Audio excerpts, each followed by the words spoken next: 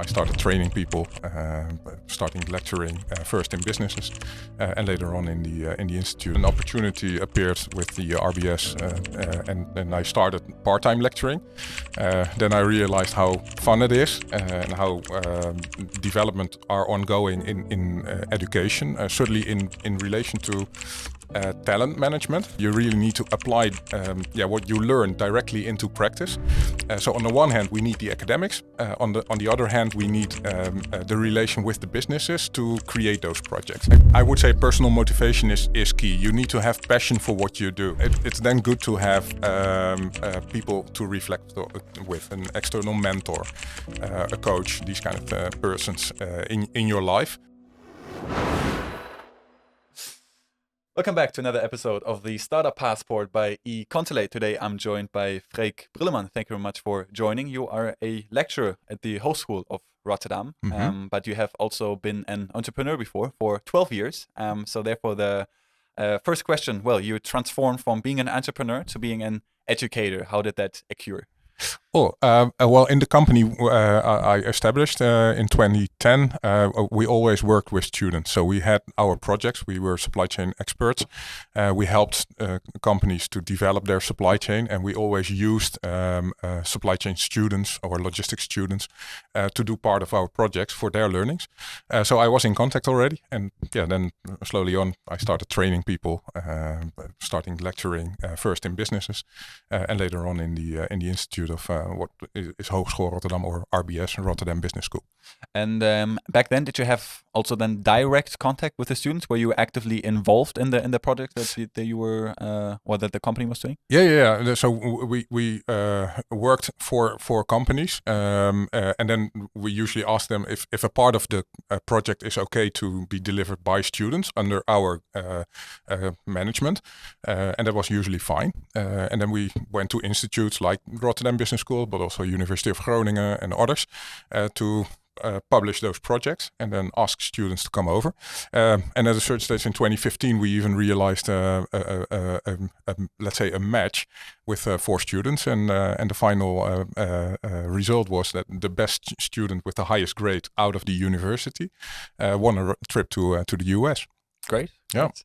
And was there a specific reason why you essentially, after 12 years, I think then you said, oh, it's time to change something for myself, go into teaching? Yeah, the company developed in different ways. So my business partner went more to the technology side. He's now an expert in blockchain development and supply chain management, and I just liked the operational side and working with students. And then an opportunity appeared with the RBS, and I started part-time lecturing. Then I realized how fun it is and how development are ongoing in education, certainly in relation to talent management. So companies looking for talent, that can be done by projects. So I started setting up projects for the master students supply chain, and then gradually it became more or less that the part-time work became full-time.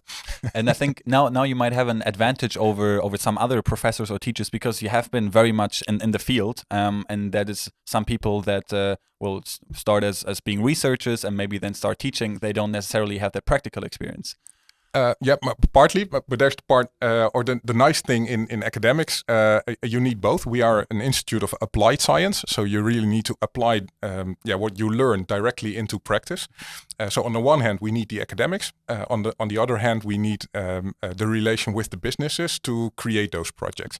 And there's a very nice collaboration between the two. So I'm working in a very diverse academic, business oriented team, international. So there's a diversity in nationalities, and it is just good fun. But you need the two. Within the Hogeschool Rotterdam, it's, as I said, an applied science institute. So you need the business perspective. Large partly our team coming from the business is also working part-time with us. The academics are also part-time because they are still doing research. So it cannot be one of the two, but from my perspective, it is an advantage. But I still need my research colleagues. Yeah. And how do you find the balance yourself? I would just imagine you were teaching a certain course, maybe a certain material that is to a certain amount, maybe also given, that has to be covered. But then you have that experience. So are you trying to give examples with that? Are you trying to, just make yourself a little more relatable, or the material, because you had that experience in a practical manner before? Yeah, what we in the consultancy also always did is we used methodologies and models, so the theoretical side to make it practical, because that gives certainty, and that is also what we teach the students. And then adding anecdotal examples out of my own practice, that one, it makes it funny, because I also learned while doing it, but it gives also, let's say, a personal perspective to the students, how they, and usually they can relate better to that. So it makes it fun. Yeah, and talking about learnings, especially after doing something like this for 12 years, is a very, very broad question. But is there a certain moment? There are probably various moments that you remember in that sense. But is there a certain moment, a certain situation, period, where you learned the most? I think often, like sometimes entrepreneurs say, "Oh yeah, when things got tough, this is what I learned the most," or this is when the most learning happens in the afterview. Do you remember like a certain or a specific period where this might have been the case for you? Yeah, halfway those 12 years, there was a period that the first 4, 5, 6 years, it went very well. So it went very easy. It was easy to get new projects, new assignments, also adding it to other self-employed people. So we created a company. And then at a certain stage, the business partner and I really thought like, okay, are we going to expand this, or are we happy with this? But then also the assignments dropped out. And that was an interesting time. So we were in a transition, but at a certain stage, let's say turnover was limited. And then you really come to the senses, okay, well, how do we collaborate? Why are we together? These kinds of, let's say, more emotional sides. It brought us in the end a very good friendship, but also the realization that we might turn to different paths, which started basically the breakup of the company in the end, which is for me also emotionally pretty fine. But at that stage, it was definitely tough. Like, okay, what do we want? Where do we go? How do we realize new turnover? Should we head into marketing and sales more?